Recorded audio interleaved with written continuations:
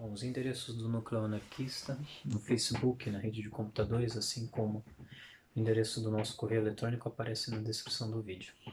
O ministro da Saúde pediu demissão, mais um ministro da Saúde pede demissão, ou é demitido do cargo num período curto de tempo, e foi noticiado na imprensa oficiosa que esse pedido de demissão teria sido uma tentativa de preservar a reputação do ministro, se é que ainda há alguma reputação a ser preservada.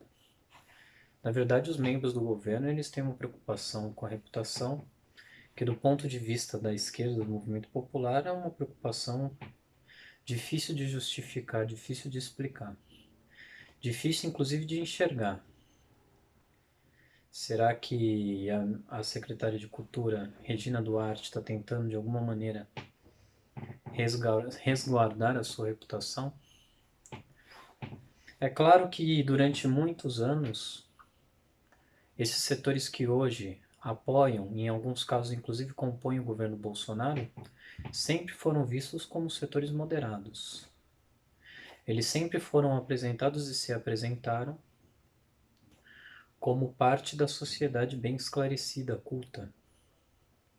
São médicos, são profissionais liberais, são artistas, são atores conhecidos, são engenheiros, advogados, são investidores conhecidos do mercado, agentes da Bolsa de Valores, que foram chamados pelo governo para ocupar cargos em conselhos administrativos de empresas públicas, em secretarias, em ministérios, cargos técnicos, em agências de vigilância.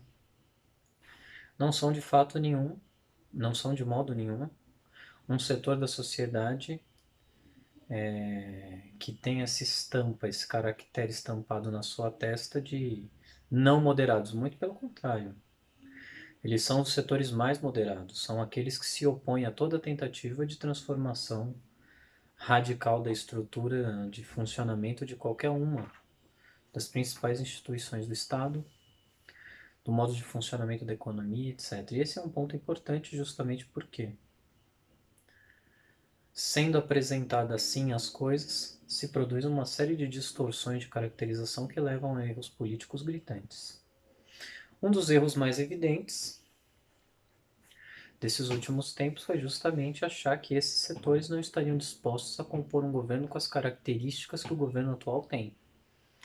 Foi o fato de não ter enxergado que a moderação, na verdade, era um disfarce para os propósitos políticos mais extremistas que se pode imaginar. Eles estão associados diretamente a um modelo econômico que prima pela redução gradual, progressiva, do número de pessoas que têm o poder de alocar recursos, de investir nessa ou naquela área, de determinar em última instância quais vão ser os movimentos gerais da economia. Na verdade, são os setores que há muito tempo têm controlado politicamente o país e que têm sido apresentados sob a fachada de moderação. Talvez por isso seja importante lembrar de alguns exemplos que mostram o que realmente significa adotar essa caracterização. Em primeiro lugar, significa assentir com a propaganda feita pela burguesia através dos seus canais de comunicação próprios.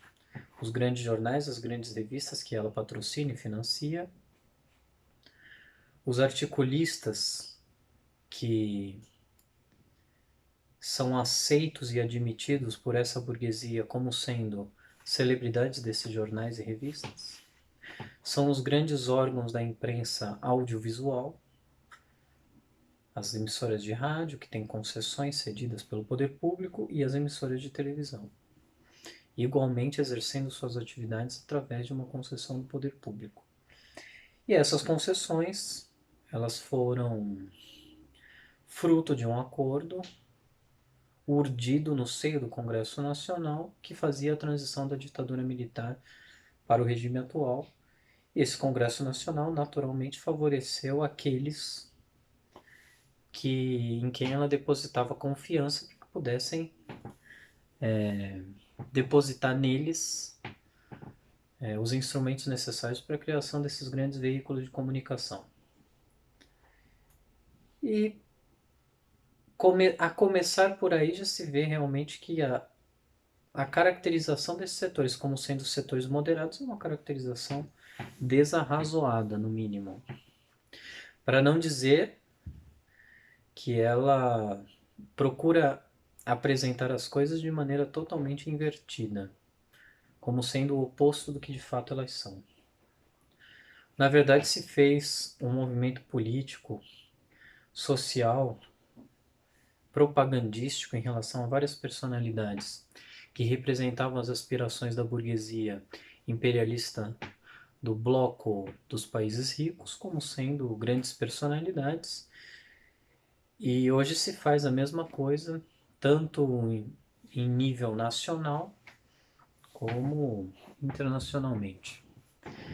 Nós tivemos, por exemplo, Robert Kennedy, né, ex-presidente dos Estados Unidos e ex-senador dos Estados Unidos, que foi apresentado como uma grande esperança de salvaguarda da democracia norte-americana, ao mesmo tempo em que subscrevia as ações do seu secretário de defesa, Robert McNamara,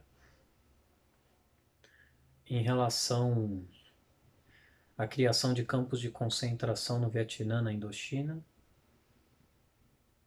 financiou diretamente soldados mercenários para invadir Cuba e assassinar Fidel Castro e as principais lideranças do regime cubano. No momento, inclusive, em que o regime cubano ainda nem tinha definido claramente a sua orientação política, simplesmente porque ele havia se revoltado contra a ditadura do Fulgêncio Batista, que havia sido deposto como resultado da movimentação política revolucionária grevista das massas na cidade e da guerrilha que havia se instalado no campo. Esse era o setor democrático. Um setor, inclusive, que, apesar de todas as demagogias, admitia e dava suporte à perseguição a artistas que tivessem sido nos Estados Unidos filiados ao Partido Comunista dos Estados Unidos ou que tivessem tido qualquer participação em greves, reivindicações, manifestações na indústria do entretenimento. E esse cidadão, Robert Kennedy, um direitista, se nós fôssemos caracterizá-lo do ponto de vista político, tirando toda essa cortina de fumaça que tenta aí adulterar a realidade, um direitista radical dos mais radicais. Alguém que nunca se posiciona de maneira clara, por exemplo, contra a segregação racial nos Estados Unidos, ou seja, um racista, alguém que financiava grupos para assassinar inimigos políticos em outros países, como fez no Vietnã, como fez em Cuba. E esse modo de ocultar a realidade, de disfarçá-la, é absolutamente evidente também no Brasil. Aqui, personagens como Fernando Collor de Mello foram apresentados à população pela grande imprensa, pelos formadores de opinião, que são a própria expressão do que há de mais moderado na sociedade, como um democrata, um homem que tinha sido deputado pelo partido da ditadura militar, Aliança Renovadora Nacional, a ARENA, que era um político da ditadura militar. A Rede Globo de televisão, que é uma herdeira direta da aliança dos criadores das organizações Globo com a ditadura militar, que apoiavam as torturas, que apoiavam a polícia política, que ajudavam a acobertar as ações do DOPS. A Rede Globo de televisão é também o que se poderia dizer de porta-voz oficial dos setores moderados. Bom, tudo isso, Haveria muitos outros exemplos a dar. O Barack Obama, presidente dos Estados Unidos, ex-presidente dos Estados Unidos, ele superou uma marca histórica, foi o presidente que mais bombardeou outros países. Durante seu mandato se bombardeou outros países, os Estados Unidos bombardeou outros países mais do que em qualquer outro período da história. Ele também era apresentado, né, dessa vez não só como um moderado, mas até como um esquerdista. Na verdade, seguindo a mesma política que os Estados Unidos têm praticado a miúde em todos os países do mundo e que tem garantido aos Estados Unidos uma posição privilegiada no cenário, no panorama econômico. Mahatma Gandhi, outra figura exaltada aí pelos moderados. Não só pelos moderados da direita, mas pelos moderados da esquerda também, pela social-democracia. Por aquela esquerda que defende a continuidade do regime, que defende o que eles chamam de democracia. Quer dizer, é uma defesa dupla, né? Uma propaganda dupla de que esse teatro de horror que a gente vê, que todo o palco que é armado para a dominação mundial de alguns poucos países sobre todos os países do globo, seja uma democracia. Ou seja, é a defesa dessas duas ideias, democracia e moderação, que na verdade significam o oposto do que etimologicamente essas palavras poderiam significar. Não há nada de moderação, não é o caminho do meio, sejam quais forem os referenciais que se queira adotar, para encontrar um meio entre esses referenciais, não são nada disso. E não são nem um pouco democráticos, na verdade são autoritários, têm horror ao povo, sempre que podem, oprimem o povo da maneira mais severa possível.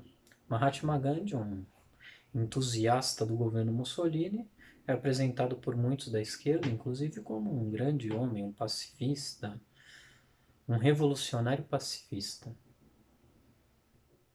É estranho, no mínimo estranho.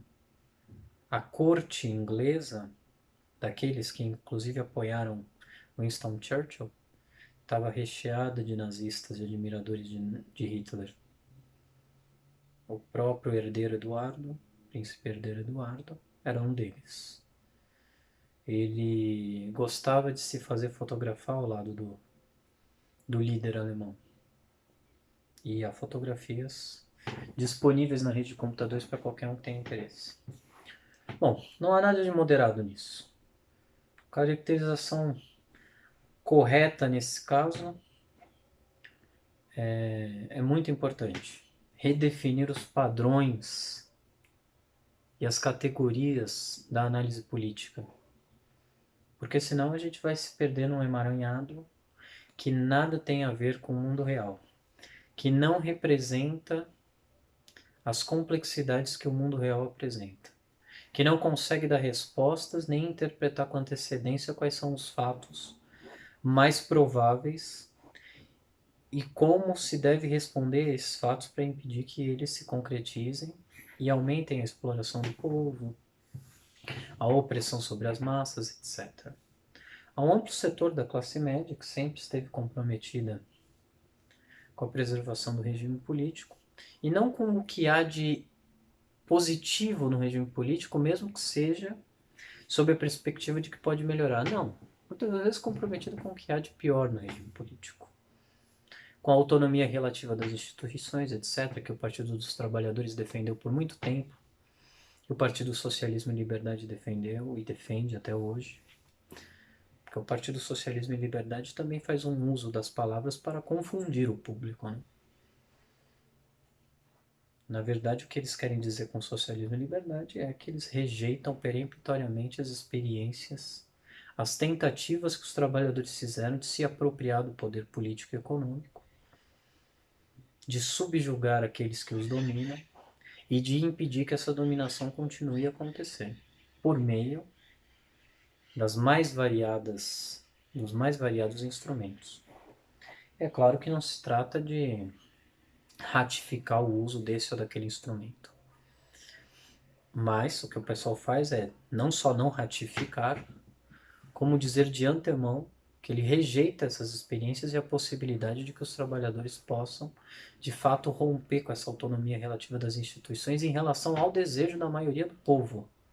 Ou seja, em romper com o que seria a democracia no seu sentido etimológico para adotar o sentido corrente da palavra democracia, que é essa bandalheira que a gente vê por aí, que é, na verdade, as arbitrariedades sucessivas que se pratica contra os interesses do povo, que é a desindustrialização generalizada do país, que é a proteção irrestrita aos mercados, às grandes corporações, enquanto o povo passa fome. E, bom, nós temos aí no PSOL figuras emblemáticas e estranhas, né? Chico Alencar, por exemplo, que veio aí também da Igreja Católica, assim como outras lideranças do partido, foi membro do MDB, de um dos partidos da ditadura militar. Era a oposição, entre aspas, consentida da ditadura militar.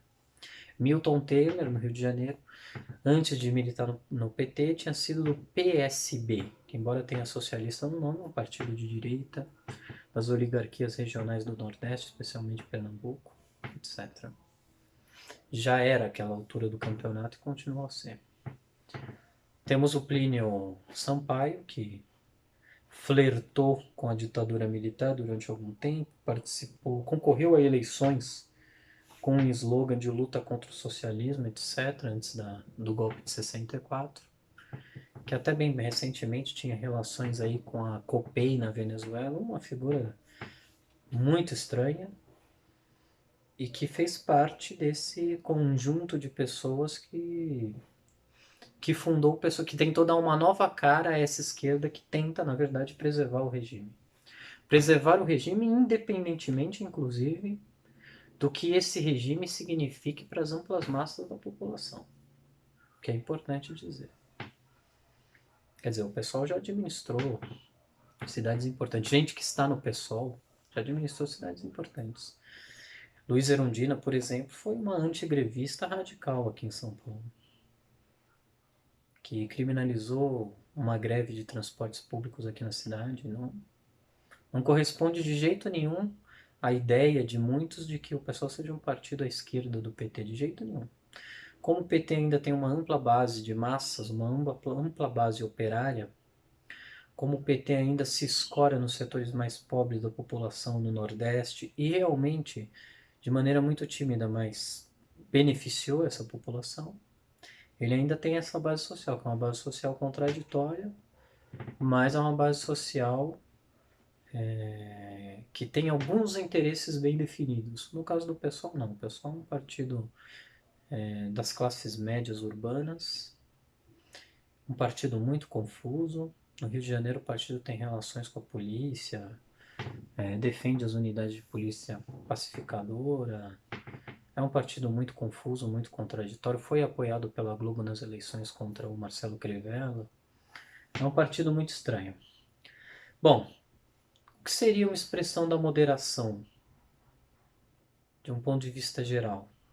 Não dessa moderação falsa, propagandística, que tenta dar um verniz de democracia e legalidade às instituições existentes, ao regime, às perseguições que se faz contra determinadas lideranças políticas e movimentos políticos da massa. Moderação seria a capacidade de analisar a realidade objetiva, de identificar quais são os interesses que movem os diferentes setores da população, de como contemplar esses diferentes interesses de maneira a manter a coesão social. Isso talvez merecesse o nome de moderação. E o que se faz em nome da moderação não é nada disso. Em relação à epidemia, fica bastante claro. Na verdade, se está tentando preservar aí o funcionamento de uma economia que já cambaleia há muito tempo, às custas, inclusive, da vida de dezenas ou centenas de milhares de pessoas. Mas isso não é moderado de jeito nenhum. Isso não há nenhuma moderação nisso. Seria perfeitamente possível suspender todas as regras de funcionamento do mercado, suspender a cobrança de aluguéis, suspender a cobrança de obrigações legais durante o período que durasse a quarentena, garantir os empregos, a permanência nos empregos, garantir os salários, garantindo também a continuidade da demanda na economia, e fazer tudo isso sem onerar o Estado, sem que houvesse grandes desembolsos de dinheiro pelo Estado através do orçamento público da emissão de dívida ou da confecção de mais dinheiro, com a iniciativa privada, que está sendo salva pelo Estado, que seria inclusive uma contradição em termos. Tudo isso seria perfeitamente possível de fazer, já foi feito em várias outras oportunidades. O salvamento da economia se tornou uma constante nesses últimos 30 anos.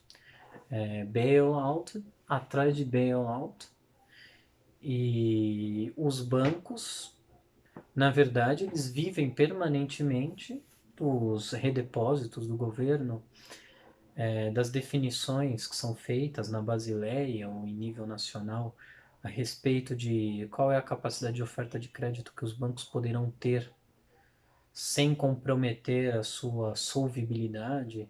Bom, mas são decisões políticas que são tomadas para garantir uma certa base monetária, estabilidade da economia, que poderiam ser tomadas nesse momento.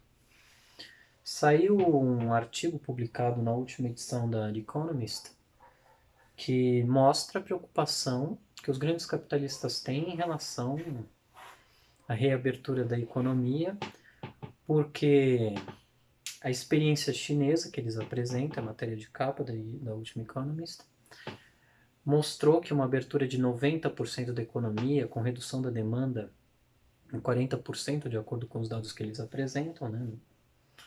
Não vou entrar aqui em pormenores, com a redução de 20% do número de pessoas empregadas formalmente no mercado de trabalho, não vai ser o suficiente para impedir que os efeitos mais dramáticos da crise sejam sentidos na China e em todo o mundo, até porque a China é um operador importante no mercado de capitais e é um país que tem uma demanda enorme que sustenta uma ampla cadeia de produtores pequenos, médios e grandes em todo o mundo. Desse ponto de vista, embora haja um desejo de reabertura gradual da economia, a Economist, os editores da revista e a burguesia que se expressa por meio dela está querendo dizer, na verdade, que isso não é o suficiente. E que talvez haja outros riscos que precisariam, inclusive, ser considerados. Ou de saber, por exemplo, se a abertura da economia deveria se dar mais tardiamente ou menos tardiamente. O que implicaria numa retomada da economia no seu mais alto grau ou uma retomada que pudesse, inclusive, ser revertida a depender do agravamento da situação de saúde pública. Quer dizer, esse é um dilema que tem sido vivido por todos os governos dos grandes países e dos pequenos países. Mas, em geral, havia um movimento de reabertura gradual da economia. No Brasil, embora os governos de Estado se apresentem como defensores da quarentena, isso tem permitido o funcionamento de setores os mais diversos da indústria, do comércio, que nada tem de essencial, se aproveitando inclusive desse último decreto do presidente, do governo federal, que autoriza a abertura de todo tipo de indústria, que autoriza também a abertura de todo tipo de comércio.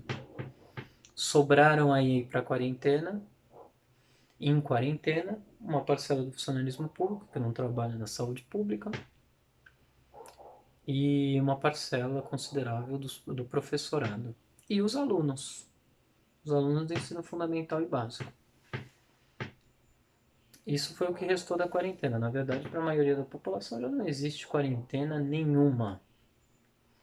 Bom, se o cenário é de crise, sejam quais forem as medidas que sejam tomadas, se não parece haver solução, pelo menos do ponto de vista da burguesia, A gente tem que entender que a calmaria aparente que nós temos vivido nesses últimos dias, que a apatia dos sindicatos, etc., eles na verdade estão fermentando os ingredientes de uma violenta reação de base, das bases, inclusive desses sindicatos, contra o rebaixamento dos salários, que será uma decorrência praticamente inevitável da crise, e a redução em termos assustadores da quantidade de postos de trabalho existentes. O socorro aos estados, que foi aí aventado pela PLP número 39 de 2020, ela tem como condição o congelamento salarial dos funcionários públicos. Então, os funcionários públicos entram aí também como uma força propulsora de um movimento de reação que provavelmente explodirá na sequência da crise. E quais são as saídas que têm sido propostas? O que nós vimos foram pedidos de lockdown e recursos feitos à justiça. Na verdade, nenhuma tentativa de mobilizar a população. O que joga a população nos braços dos ministérios públicos de Estado, dos juízes, dos Sérgios Moros que há aí em várias varas, da Justiça Federal e das justiças regionais, que joga no Congresso Nacional a responsabilidade por encaminhar ou não o pedido de impedimento do presidente,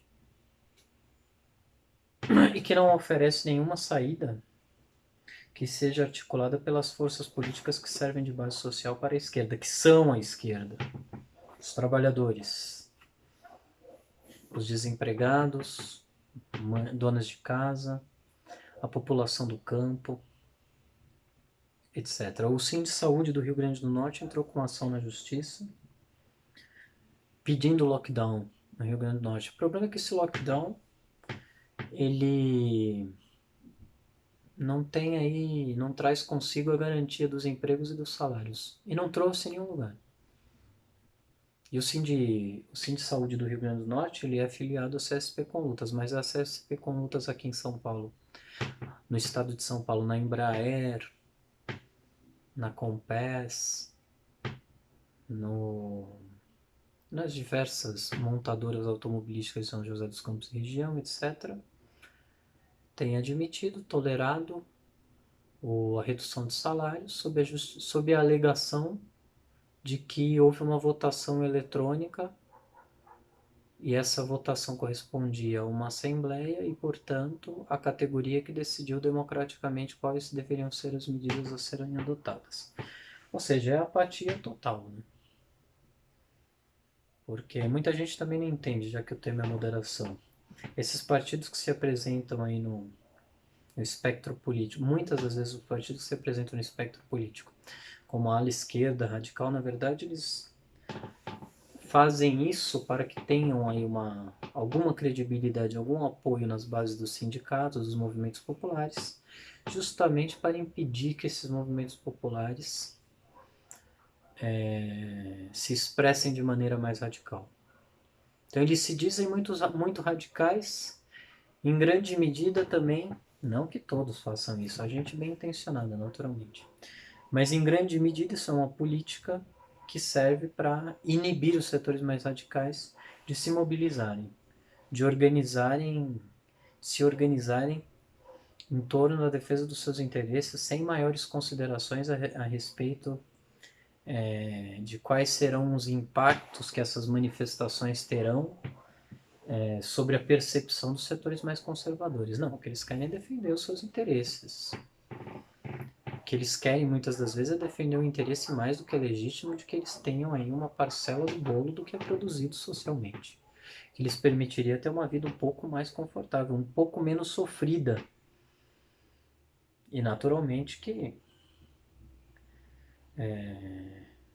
isso incomoda a burguesia, incomoda os empresários que tentam cooptar uma parte dos sindicatos para uma parte dos funcionários dessas empresas, para que essas lutas não se tornem possíveis. O PT está articulando um programa, né, que é o programa Lula para a crise ou contra a crise, não sei, que é também uma agenda eleitoral. Uma agenda eleitoral para 2000 para as eleições municipais deste ano e para 2022. Bom, mas as pessoas não podem esperar até lá. A fome não espera. Os proprietários dos imóveis que os trabalhadores alugam, que os trabalhadores não terão condições de pagar, eles não vão esperar também.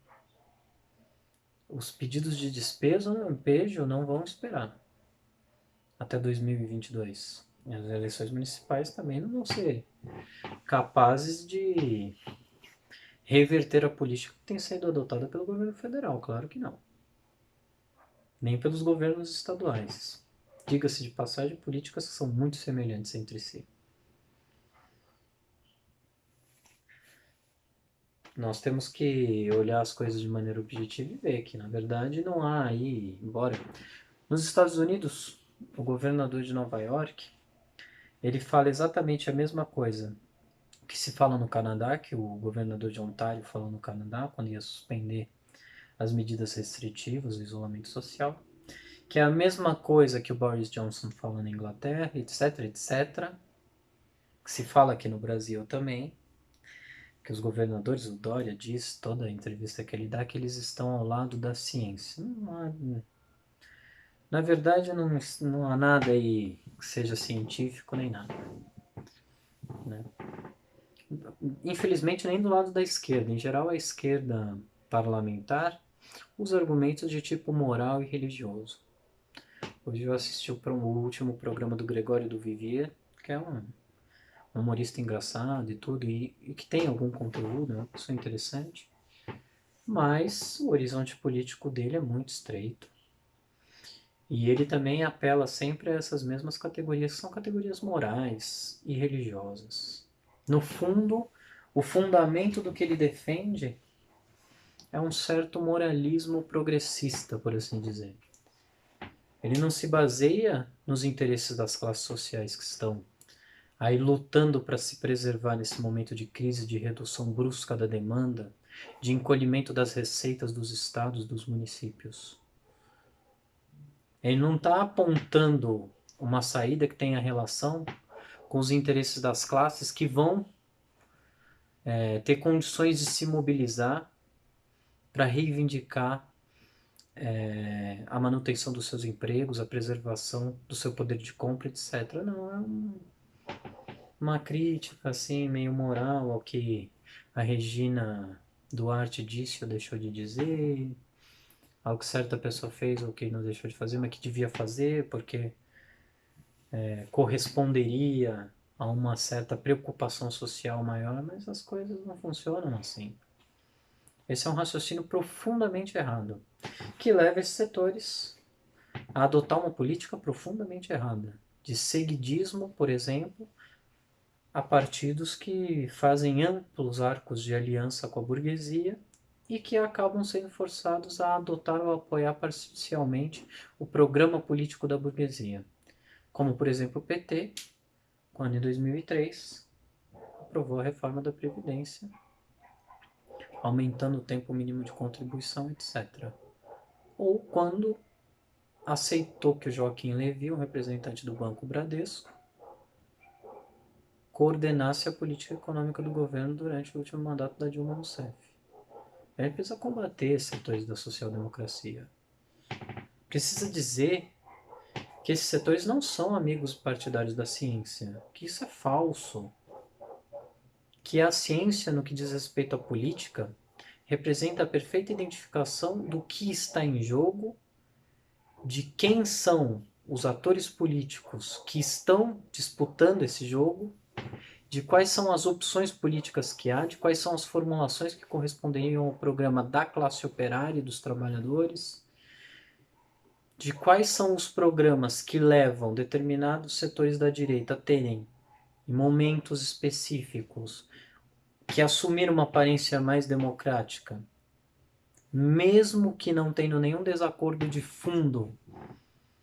com os setores da direita que eles apresentam como não sendo democráticos, isso deveria ser dito com todas as letras, para evitar a política que a social-democracia tem defendido recorrentemente e que tem levado sempre o movimento operário a criar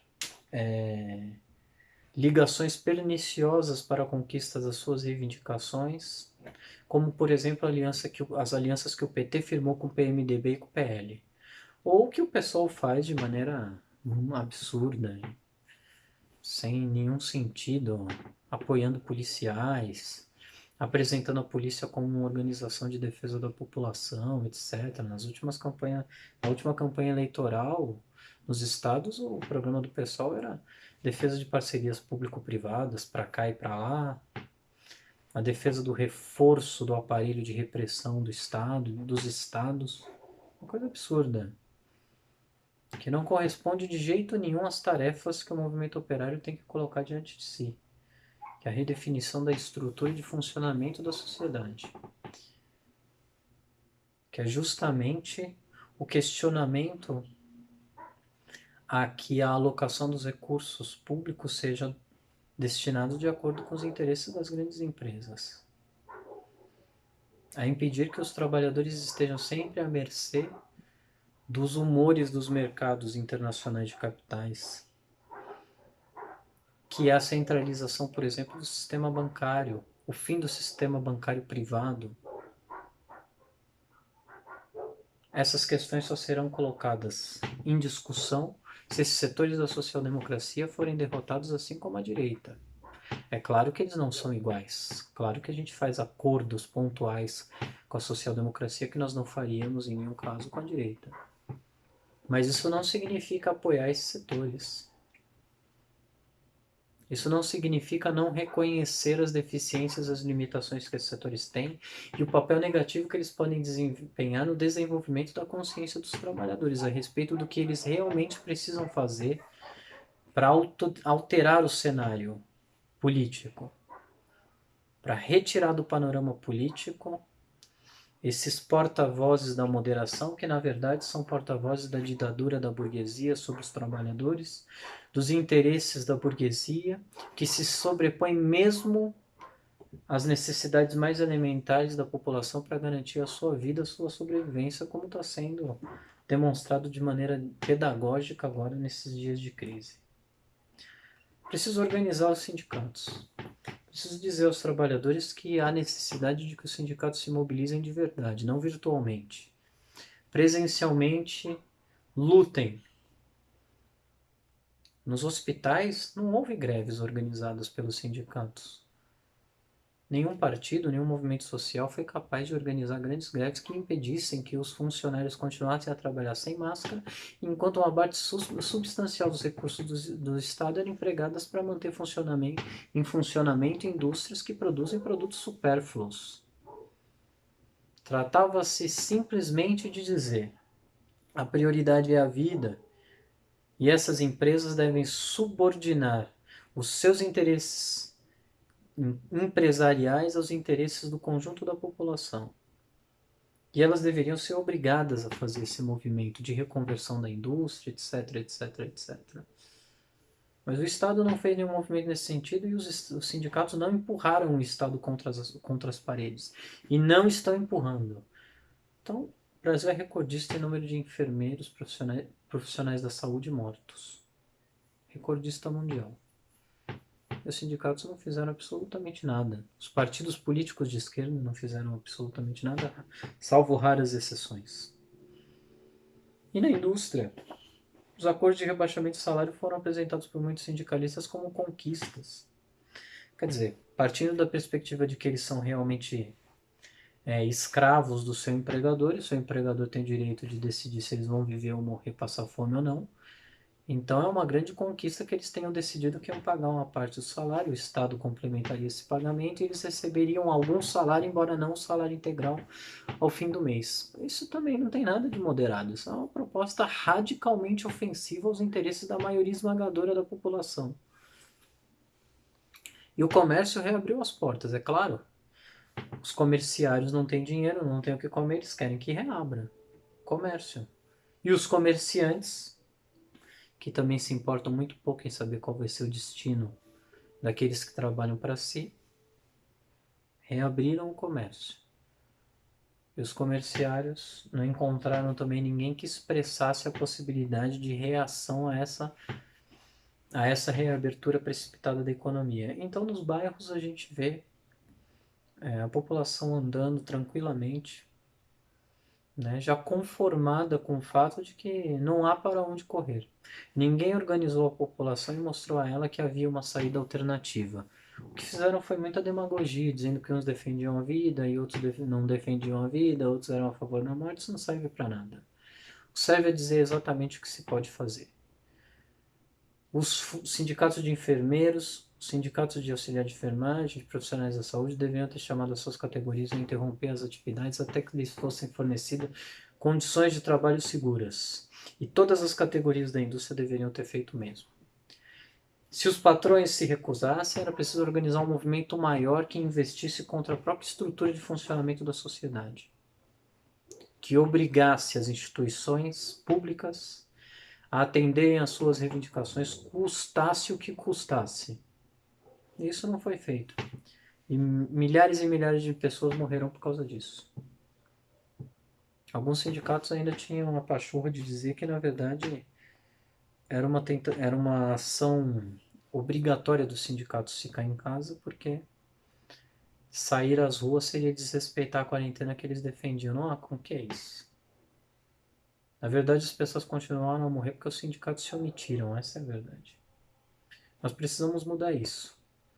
Precisamos organizar os trabalhadores nas suas bases para que eles possam reagir a essas situações quando elas acontecem. Infelizmente, nós não tínhamos ainda uma estrutura forte o suficiente para fazer com que isso acontecesse nesta crise. Mas esta crise pode servir de escola para que os trabalhadores aprendam sobre quais são suas reais necessidades e sobre quais são os meios que lhes permitirão defendê-las.